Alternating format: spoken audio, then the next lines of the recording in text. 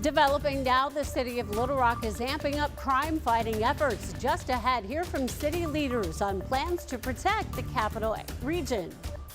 And a nonprofit is giving children a fair shot at playing their favorite sports. In minutes, we share how they're working to equip these young athletes. Plus, football season will be here before you know it. Coming up, how the Razorbacks are already preparing for the gridiron. THV 11 News at noon starts now. And as we come on the air, a majority of the state is under a heat advisory. Thank you for joining us. I'm Karen Fuller. Journey has the day off. We want to waste no time bringing in meteorologist Tracy Bean. She's preparing to issue a weather impact alert for tomorrow. And Tracy, tell us more about the impact of these potentially dangerous conditions. All right, we've had a bit of a break with these July temperatures, but it is back and that heat is continuing to build. Today we are under a heat advisory, meaning those heat index values will be 105 to 110. But tomorrow in these pink areas, think about today the heat advisory is laying underneath that, but tomorrow the pink area heat index value 110 to 115. That's going to be valid starting tomorrow morning around 10 a.m. and that's going to be until 8 p.m. So certainly something to think about, and we'll talk more about that here in just a minute. But looking out for today, looking for that high right around 95. By this afternoon, though, it's going to feel like 107. Even here at this noon hour, we're already feeling in the triple digits. So stay with me. We're going to talk more about how this weather impacts our week and what we can look forward to for the weekend.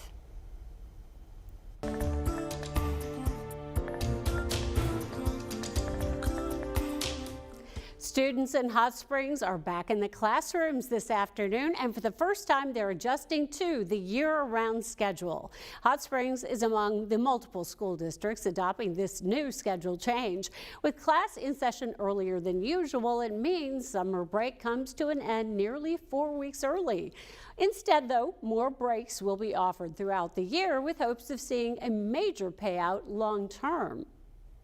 Summer learning loss is real. We realize that shortening that summer break from about 11 weeks to 7 weeks, we believe will help our students retain that information. The district says the first week-long break will happen in September with learning opportunities still available. And later this week, students in Pine Bluff are returning to school. Here's a look at the start times ahead of Wednesday's first bell. Elementary school students begin at 8 a.m. and they get out at 3:30. Middle school and high school students begin at 8:30 and go until 4 in the afternoon. Today, city leaders in Little Rock are sharing some new updates on the progress of their plans to keep you safe. For months, Little Rock police have been working to make improvements to their real-time crime center. And according to Police Chief Heath Helton, the efforts are paying off, with more than 400 examples of the center helping to speed up investigations. Among the methods used are new cameras, license plate readers, and assisting multiple agencies, all playing a major role in finding potential criminals. This has been an active, huge deal for us to be able to solve crimes, prevent crimes, and as well as to make things safer not only for our officers, but for our community as well. Chief Helton says the progress is promising, but that the Real-Time Crime Center is capable of even more, something we will see in the future. Turning now to a pair of back-to-back crimes happening over the weekend in Benton. A woman is behind bars right now, accused of trying to run over a 15-year-old with her car. Daisha McEwen reportedly tried to hit the teen after he hit her car first. According to police, it happened while officers were taking statements from the teen driver. They say McEwen got behind the wheel and drove toward the teen. She's now in custody on a charge of attempted first-degree murder. Only hours after that, Benton police learned an elderly man had actually been run over by a car. Officers arrived near Highway 5 North and Kenwood, where they found the 85-year-old suffering injuries. He's in a hospital this afternoon, said to be in stable condition. Brittany Johnson was later arrested and is facing a charge of attempted capital murder. THV 11 is also following the story of a woman in Illinois shot and killed by law enforcement after she called 911 for help. A group gathered in Pine Bluff recently to rally together in support of Sonia Massey and her family. Her name is making national headlines since she called for help but ended up being killed by a responding deputy. People in Pine Bluff spent part of their weekend addressing the tragedy. The Jefferson County Sheriff was among those on a panel vowing his support to the community amid some growing tension. You have my sincerest apologies for what did not happen and what should have happened in that instance. And know that you have a commitment from me to utilize my voice, my position not as sheriff, but also a commissioner, to make sure in Arkansas that we're doing those things and paying attention to those red flags. That deputy responsible for Massey's death has since been fired and is now charged with first-degree murder.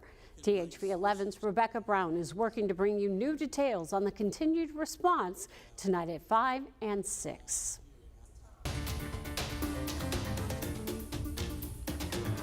In a consumer alert, new research shows just as people struggle to save money, others struggle with spending it. It may sound far-fetched, but experts say there is such a thing as over-saving. What may seem like a good idea to have a cushion of extra cash, and it is still a good idea, can result for some people in greater stress levels. The reason?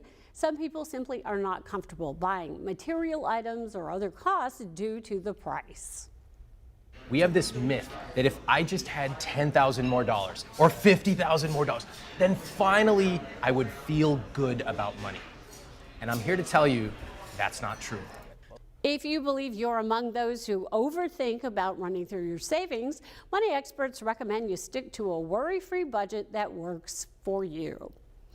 Well, if you had some extra dollars to spend this weekend, you may have been one of the last customers at the Genghis Grill. The Little Rock restaurant has officially closed its doors, according to a social media announcement on Sunday. The restaurant off Chenal Parkway had been a staple, serving people in the city since 1998.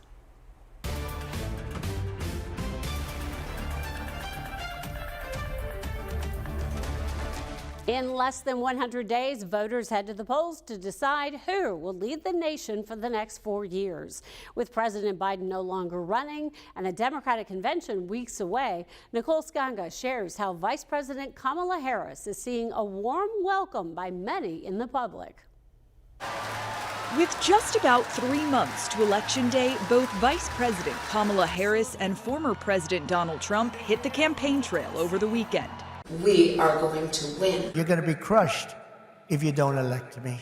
It comes as a new poll shows that Harris has a higher favorability among voters than Trump, barely a week after she entered the race. The Harris campaign says it brought in $200 million in the first week of her candidacy. That's a new record. They're also touting signing up more than 170,000 new volunteers.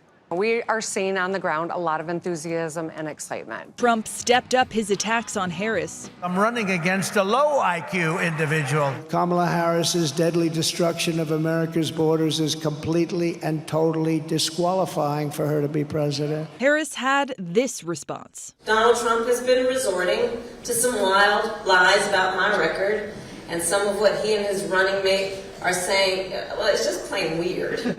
Trump also stirred up some back and forth with this unusual plea to Christian conservatives Saturday. Christians, get out and vote just this time. You won't have to do it anymore. 4 more years, you know what? It'll be fixed. It'll be fine. You won't have to vote anymore. Republicans scrambled to explain. I think he's obviously making a joke about how bad things have been under Joe Biden. But the Harris campaign said Trump was signaling an end to democracy. Nicole Skanga, CBS News, Washington. The idea of doing away with overtime pay is sounding alarms for potential voters. The Verified team has the answer, whether that's true or not, at 12:17. All right, we have heat building into the state, and by midweek, we're looking at excessive heat values of 110 and above. Stay with me, and coming up, I'll let you know just what to expect and what your weekend looks like as well.